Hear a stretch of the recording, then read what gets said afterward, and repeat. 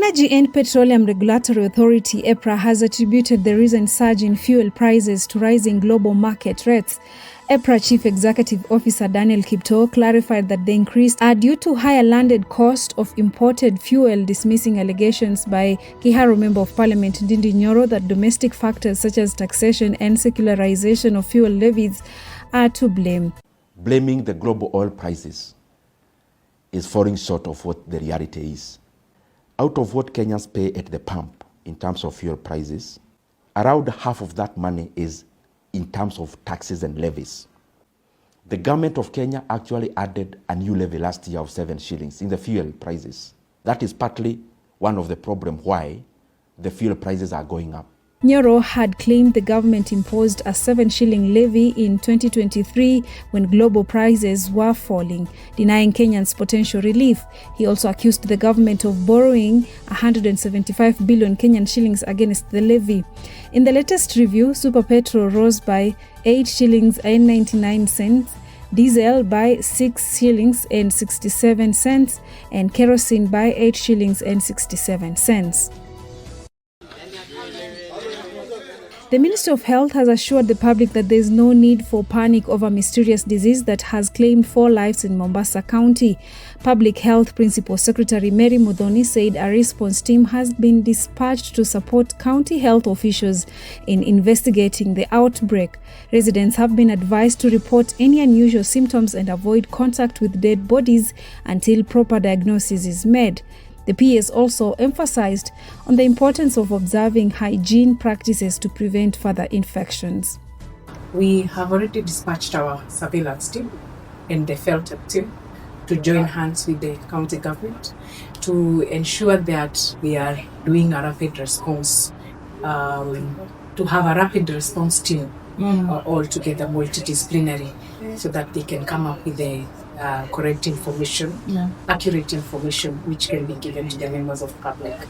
So far, our support team is a detailed field investigation to determine the cause of the deaths and to coordinate and facilitate laboratory testing, including infectious disease screening, and also to conduct community level risk assessment and active case, because we are also encouraging barazas, the chief barazas, for information purposes so that members of public can be aware of what is happening.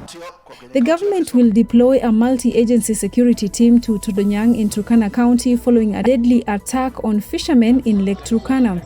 Interior Cabinet Secretary 𝐑𝐞𝐯𝐢 Murkomen during 𝐍𝐞𝐰𝐬 Usalama tour said the actual number of casualties is yet to be confirmed due to the scale of the February tragedy.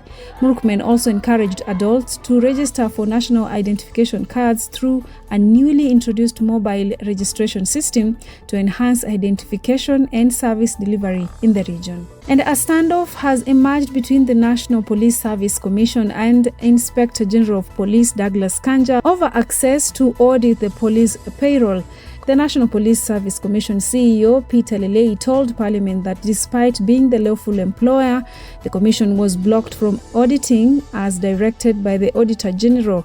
The Commission now wants full control over police payroll and HR functions, arguing the current setup undermines accountability and reforms. Leleyi emphasized that restoring these functions to National Police Service Commission would enhance operational efficiency, transparency, and professionalism within the police service.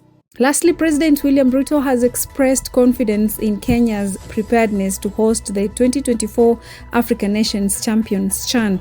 Speaking after inspecting the refurbished Moi International Sports Center, Kasarani, President Ruto lauded the progress made in the renovation works, commending the teams involved for delivering quality upgrades on time. He emphasized that the facility now meets international standards to reflect Kenya's commitment to hosting a successful continental tournament. President Ruto also revealed that the government had invested 6.7 billion Kenyan shillings in the works.